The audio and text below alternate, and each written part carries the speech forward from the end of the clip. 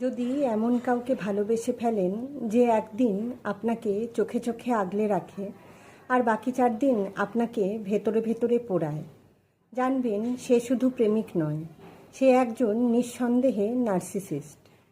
এমন মানুষ নিজের আনন্দ আর তৃপ্তির জন্য আপনার মনকে খেলনার মতো ঘুরিয়ে ঘুরিয়ে দেখে, আপনার কষ্ট দেখেও শান্তির নিঃশ্বাস ফেলে।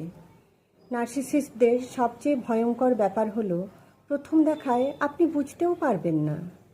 তারা চমৎকারভাবে কথা বলতে জানে, আপনাকে মুহূর্তেই মুগ্ধ করবে, আপনার চোখে চোখ রেখে এমনভাবে হাসবে যে মনে হবে পৃথিবীর সেরা মানুষটিকে পেয়েছেন।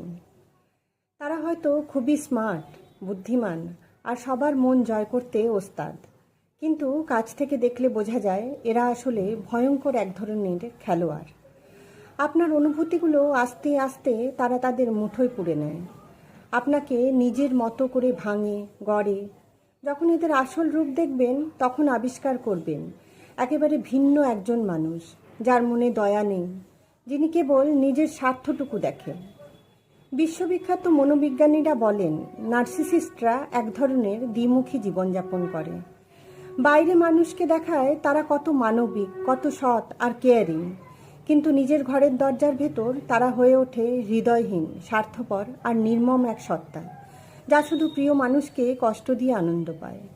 এরা ভালোবাসা দিয়েই আপনাকে আটকাবে, আবার সেই ভালোবাসার নামে আপনার মন ভেঙে ফেলবে।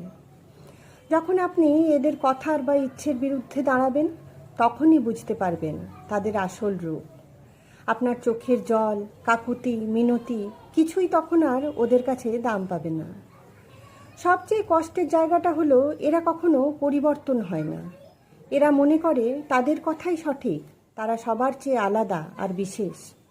তাই যদি এমন কারো প্রেমে পড়েন, খেয়াল রাখবেন যেন তার সুন্দর মুখোশের আড়ালে লুকানো অন্ধকার আপনাকে গিলে না ফেলে।